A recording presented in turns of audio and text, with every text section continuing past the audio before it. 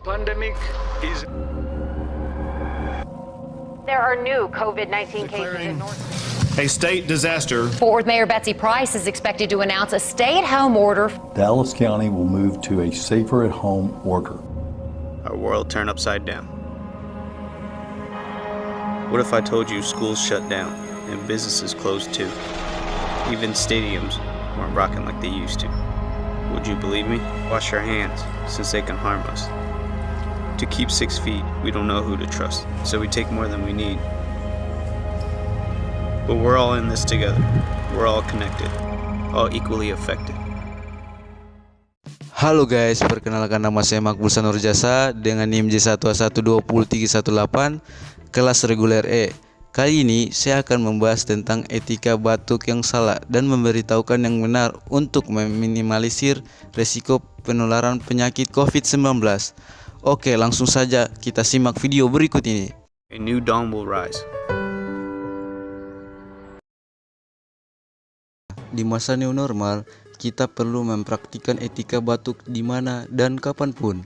Etika batuk ini penting dilakukan untuk meminimalkan penularan penyakit. Batuk yang terjadi sesekali sebenarnya merupakan hal yang wajar, tetapi etikanya perlu diperhatikan. Batuk adalah bentuk respon tubuh yang alami karena adanya zat asing yang masuk ke dalam sistem pernapasan. Refleks ini menjadi cara tubuh untuk mengeluarkan kotoran atau iritan yang mengganggu sistem pernapasan. Namun, batuk yang berlangsung secara menerus dapat menandakan terdapatnya masalah dalam sistem respirasi atau penyakit lainnya. Batuk menjadi gejala yang paling umum dialami ketika terjadi infeksi patogen, yaitu mikroorganisme penyebab penyakit seperti virus dan bakteri di saluran pernapasan. Ambil contohnya, infeksi virus yang menyebabkan flu dan pilek merupakan penyakit penyebab batuk berdahak yang paling sering dialami, atau asma yang menyebabkan batuk kering. Penularan penyakit ini bisa berlangsung secara cepat dari orang ke orang dikarenakan virus penyebab terdapat dalam droplet lendir yang dikeluarkan saat bersin dan batuk. Jika penyebaran droplet virus bisa dibatasi, transmisi penyakit juga bisa ikut diminimalisir. Penerapan etika batuk dapat membantu mengendalikan penyebaran virus penyebab infeksi sistem pernapasan. Etika batuk sebaiknya memang dilakukan kapanpun, sekalipun Anda dalam keadaan sehat, sementara orang yang sakit sangat diwajibkan untuk menerapkan etika batuk ini. Berdasarkan informasi dari CDC, virus yang terkandung dalam droplet dapat bertahan 15 menit hingga 1 jam di dalam ruangan. Hal ini tentu menambah risiko seseorang tertular virus apabila tidak dilakukan pencegahan penyebaran penyakit. Upaya pencegahan penyebaran penyakit yang paling umum diketahui adalah dengan menutup mulut dan hidung dengan tangan saat bersin dan batuk.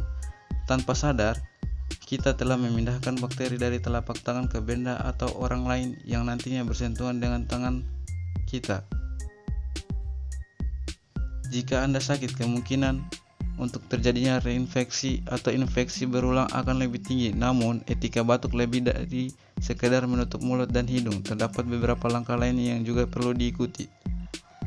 Nah, berikut adalah contoh etika batuk yang salah dan yang benar.